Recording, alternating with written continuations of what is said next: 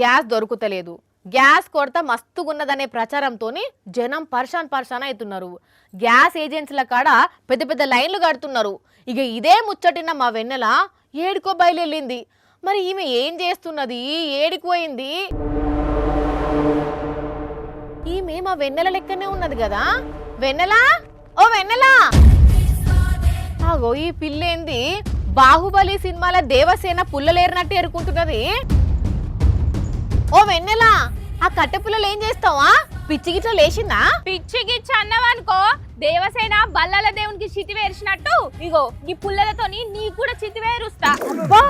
అంత over action చేయకు. పుల్లలు ఏరుకోవడానికి నేనేమన్నా పిచ్చిదాని లెక్క కనిపిస్తున్నానా? వానమ్మా వానమ్మా, ముందు చూపుతో ఆలోచిస్తున్నా. ఎవ్వరికైనా చూపు ముందే ఉంటది, ఎనుకుంటది కదా. ఆహా అట్లనా? వెనుకకు తిరిగి చూస్తే వెనుక చూపు కూడా ఉన్నట్టే కదా. మరి నాకే పంచులు వేయాలని చూస్తే పంచర్ అయిపోద్ది. ఆగుతారా నువ్వు? పుల్లలు ఏరుకోవాలి. గా పుల్లలు ఏరుకొని ఏం చేస్తావు? నీ ముక్కుల పెడతా, నీ ముక్కుల పెడతా. ఎవరన్నా చూస్తే పిచ్చిదానివి అనుకుంటారు. పుల్లలు ఏరుకుంటే పిచ్చిదాన్ని అవుడు కాదు, పుల్లలు ఏరుకోకపోతేనే పిచ్చిదాని లెక్క చూస్తారు. అదేంది? మరి భూమి మీద బతకాలంటే తిండి తినాలి, తిండి తినాలంటే ఇగో పుల్లలు ఏరుకోవాలి. తిండికి పుల్లలకే సంబంధం?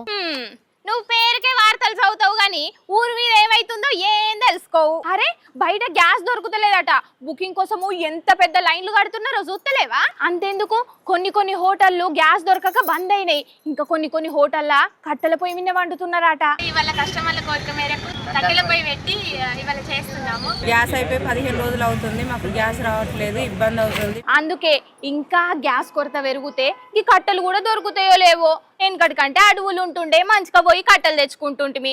ఇప్పుడు అడవులు కూడా చాలా తక్కువ అయినాయి. అందుకే నాకున్న ముందు సూప్తోని, వెనక సూప్తోని, అటుపక్క సూప్తోని, ఇటుపక్క సూప్తోని కట్టెలు ఏరుకుంటున్నా. ఇక గ్యాస్ కష్టాలు ఎన్ని పెరిగినా మా ఇంట్లో వంట సమస్య ఉండదు. అబ్బో నీ తెలివి తెల్లారా. అందుకే నువ్వు కూడా రాక్క, ఇద్దరం కలిసి పుల్లలు ఏరుకుందాం. అంత అవసరం లేదు, నువ్వు అన్నంత గ్యాస్ కొరత ఏం అక్కర్లేదట. సెంట్రల్ సర్కారే చెప్తున్నది. పల్లెలనైతే బుకింగ్ చేసిన మళ్ళా 45 రోజులకు బుక్ చేసుకోవచ్చట. పట్నంలో ఉండేటోళ్ళైతే 25 రోజులకు బుక్ చేసుకోవచ్చట. హాస్టల్లో ఉండేటోళ్లకు, దవాఖానోళ్లకు తిప్ప లేకుండా చూస్తామని ఇప్పటికే చెప్పారు కదా. ఆ కమర్షియల్ గ్యాస్ వాడేటోళ్ళకు కూడా ఏదో ఒక మార్గం చూపుతుంది సెంట్రల్ సర్కారు. అదంతా సరే గాని నువ్వు పుల్లలాడ వారేసి చక్కగా ఆఫీస్కి రా. నిన్ను చూస్తుంటే పని తప్పించుకునే తందుకే ఈ పుల్లలేరుడు షురువు చేసినట్టే అనిపిస్తున్నది నాకైతే. అబ్బా ఎప్పుడు నువ్వు గిట్లనే అంటావు. నిజంగానే గ్యాస్ లేకపోతే గియే కట్టెలతోని మంచిగా వంట చేసి ఇద్దరికి బాక్స్ తీసుకొస్తావు కదా. వద్దమ్మా, నువ్వు తెచ్చే టిఫిన్ తినుడు కంటే ఉపాసం ఉండుడే నయంలే. వచ్చేయి. అబ్బా ఇప్పుడు వీటిని ఏం చేయాలి? ఓకేమరా అన్న, నువ్వన్న గేర్న పుల్లలు మీ ఇంటికి తీసుకోవో. అన్ని పుల్లలా? ఇప్పుడు వాటిని తీసుకపోతే ఉలారే బుక్ చేయాలనా?